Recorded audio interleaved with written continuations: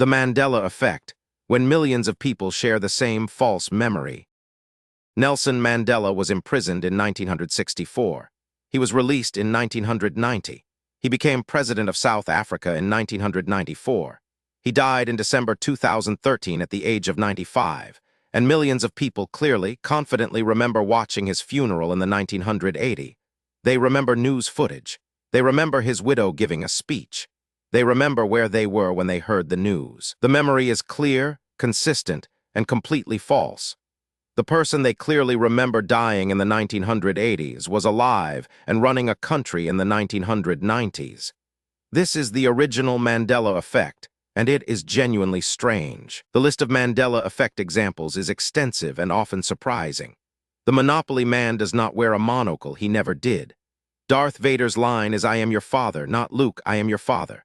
The Berenstain Bears, named after the Berenstain family, has always been spelled with an A, not an E.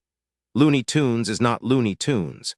Jiffy peanut butter doesn't exist, it's Jif. Snow White's stepmother says magic mirror on the wall, not mirror mirror. Each of these false memories is held confidently by large numbers of people who are surprised to discover they are wrong. Parallel universe explanation for the Mandela Effect proposes that at some point in the past, two or more parallel timelines merged, and some people retained memories from the previous timeline while others retained memories from the current one. This explanation appeals to quantum mechanics popularizations, and many people find it satisfying because it explains the confidence and specificity of the false memories. If you remember Mandela dying in the 1980s, you remember it clearly because in your original timeline it really did happen. The problem is that there is no physical evidence for parallel universe merging and no mechanism by which it could transfer memories. The psychological explanation is less romantic but substantially better supported. Human memory is not a recording, it is a reconstruction. Every time you recall a memory, you are reconstructing it from fragments and schema, and that reconstruction is subject to influence from current knowledge, social context, and expectation. The misinformation effect, demonstrated by Elizabeth Loftus in landmark experiments since the 1970s, shows that people can be given false information about past events and then remember that false information as if they experienced it themselves.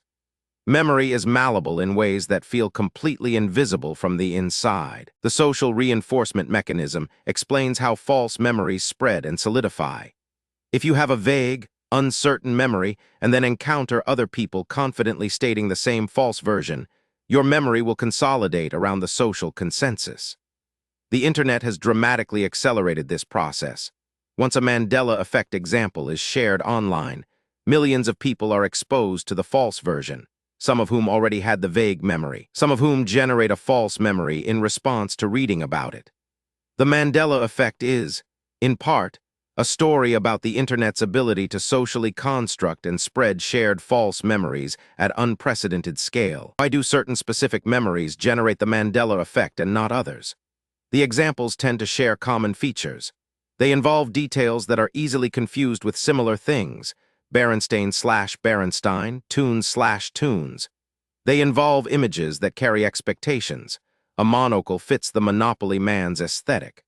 Or they involve memorable phrases that people quote from memory rather than checking Vader's line. The false versions are often more memorable or more intuitive than the true versions. Berenstein sounds like a typical Jewish surname. The quote with Luke sounds more dramatic, which is why they spread. The Mandela Effect has a genuine and somewhat troubling implication for human cognition. Confidence is not a reliable indicator of memory accuracy. People are often most confident about their most emotionally significant memories, and confidence increases with social reinforcement, but neither confidence nor social consensus makes a memory more likely to be true.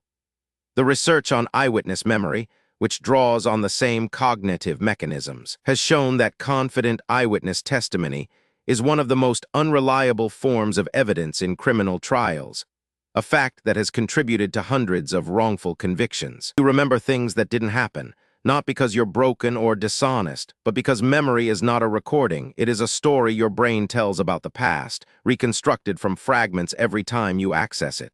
The story changes in the telling. Social influence shapes it. Expectation shapes it. Emotion shapes it. The Mandela Effect is the name we've given to the cases where this process has been caught in the act, where the false story has been widely shared enough to be identifiable as false. Most false memories are never caught. They are lived as truth.